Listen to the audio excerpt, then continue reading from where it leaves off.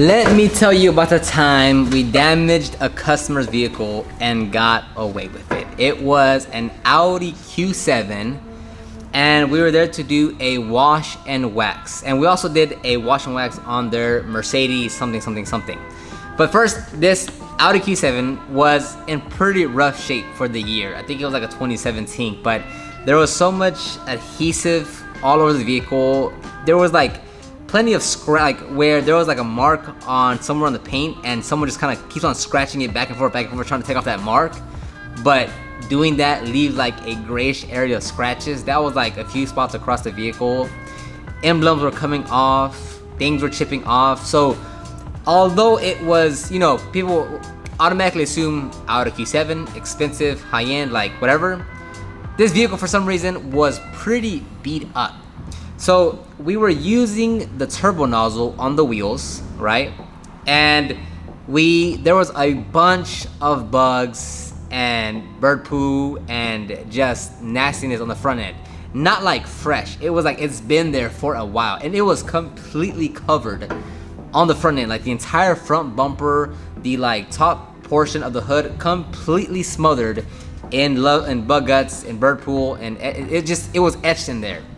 So us being the efficient folks is that we use the turbo nozzle on the paint, thinking, hey, if we spray APC, let it dwell, use the turbo nozzle, it'll knock off all those bugs, and it's less work for us.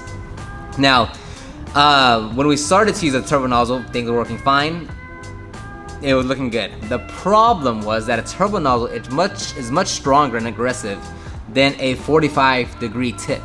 So when we were holding the turbo nozzle far away on our pressure washer, not bad, right? But obviously we want to get close to knock off most of those bug guts. So as we got closer to the paints, there was an area on the front bumper that was already chipped, meaning like you could see the black plastic behind on the bumper.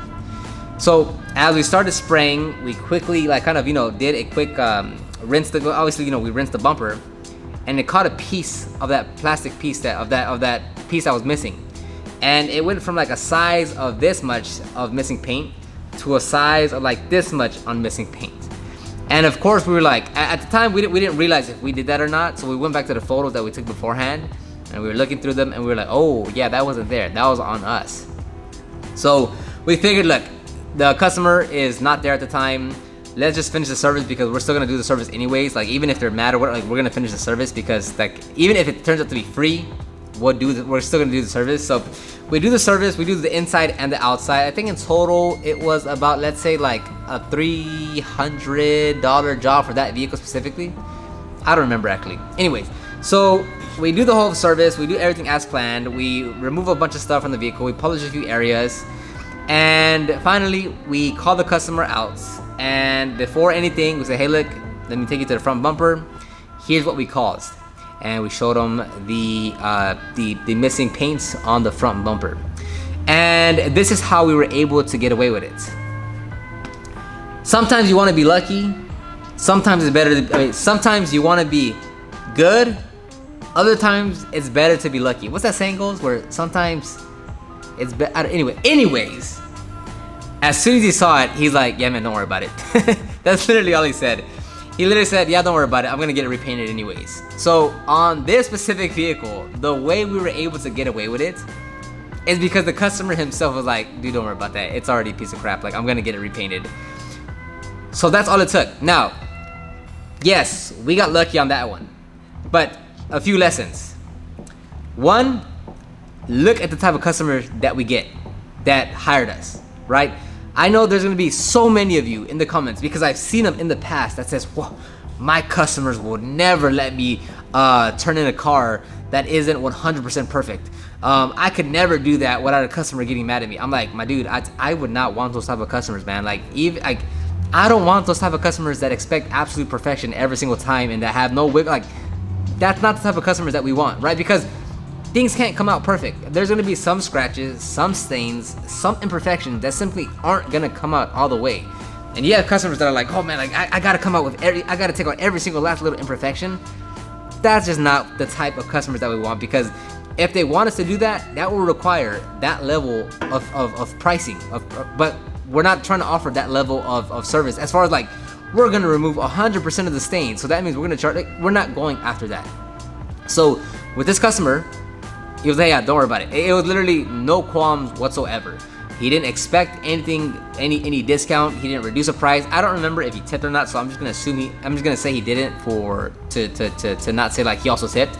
But he didn't mind. He didn't care. He wasn't like, oh my, you guys don't know what you're doing. You guys, it was really like a, hey man, it's like I really don't care. So a lesson for us is don't use a turbo nozzle on the paint, which is why when I made that video, I was like, don't you when I reviewed the turbo nozzle, I was like, don't use the turbo nozzle on paint because you're able to chip off actual paint, and we actually did that. Now let's play the other card, and let's say it didn't go well. Let's say the customer was actually angry. Let's say they wanted us to fix it. So what would we do? I can paint a dozen different scenarios on what we could to mitigate. Could we pay for the front bumper? Pay for paint, like pay for the respray, pay for a new front bumper, a free service. I can't tell you what exactly would have resolved the issue because we didn't actually go through it. All I could say is that no matter what it would have been as far as the outcome of the customer, we would have figured something out. You're not gonna be able to predict every situation that you're gonna be in, right? We were lucky and fortunate that the customer was considerate, or that already had different plans with the vehicle and understood that it's like, yeah man, like there's so many things wrong with this vehicle. We could have had another customer that could have been up in arms and mad and aggressive. And look, I can only say that with every situation that we've ever been in, we don't know the answer to it. We're gonna figure it out as we go along. That is the best way that I can put things. So if the customer was upset, was mad, was furious, we would figure out a solution. That's as simple as I can put it. You're not gonna be able to predict every single last thing that goes on in your business. You just simply won't be able to do that. And that brings me to the other point where like it's always kind of comical when people get mad at someone on YouTube or on online, right? Of like, you're not doing the right proper wash method, you're scratching the car, you're damaging the customer's vehicle. It's like, dude, to some degree, no matter how careful you are installing some minor imperfections back into the paintwork. On top of that, I don't like it when someone says you're damaging the vehicle when you're doing the swirls, like when you're doing an improper wash method or dry method, just because it sounds too extreme, right? If a car is being washed and dried improperly for the past 10 years, okay, is it irreversible damage? Yes, sure. Sometimes, let's say there's a rock in the wash mitt or whatever the case may be. Yeah, sure, you can put deep scratches in there, but 9 out of 10 times you polish the paint, not even correct, just polish the paint, it's gonna look a night and day difference. So to say damage, to me, I hear the word like irreversible, like you can't, it's permanent, like you can't do anything about it. It's not brain surgery, it's not, like, I just don't like when people say like you're damaging the vehicle, because like you're not really damaging it, right? Like it's not an accident. You didn't like mess up the frame. You didn't, put a dent in the vehicle. You didn't, right? So it's very superficial. It's very, very superficial. Now I'm not saying like you shouldn't take care of whatever. No, it's just like when the way some people talk about damaging vehicles, when it comes to like improper washing and drying, it's like it's a little much for my taste. And the last thing I'll note on this is that you work on vehicles based on the service that they're hiring you for and the condition that the vehicle is in. Meaning, if it is a swirled up, scratched up, bird poop etched on the vehicle Audi Q7, then even if you go in there with the foam wash, the 10 bucket wash method, the air drying, the touchless drying, the touchless everything, the service is not reflecting the vehicle, because even with all those steps, nothing changed on the vehicle. Even if you did a 1 bucket wash method with no grit guard, with only 1 towel, using only water, you're gonna get just about the same results as if you did the full 9 yards of a wash. So make sure when you are working on a vehicle, you're matching the service to the vehicle that it is. So if you are getting, and it's not to say like you're trying to cheap out or like you're trying to shortchange the customer. No, it's like if you're getting hired for a wash on a 2004 scratched up, whatever it is, Honda Civic, then does it make sense to go in there with a foam wash, a 2 bucket wash method, to Like, does it make sense to spend 2 hours on a wash? Because even if you just did a rinseless wash, which would take a dramatic, it'd be so much faster to do a rinseless wash, you're getting the same outcomes. So if you want to do extensive work, make sure you're charging for extensive work. If you want paint correction and high-end customers and that, make sure you're getting the paint correction and high-end customers that are willing to pay for that.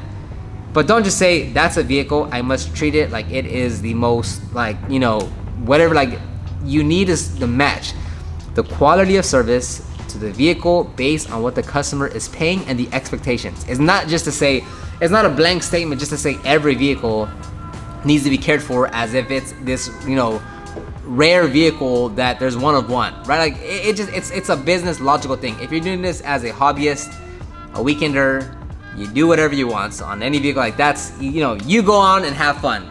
But it's for those that are doing this as a business, you have to be mindful of that. So, okay, I'll go ahead and end it right here. Let me know your comments, question, concern on this topic. What do you think? What do you think would have been your outcome if this would have happened with one of your customers? I'd be interested in hearing that. Okay, see you on the next one. Bye-bye.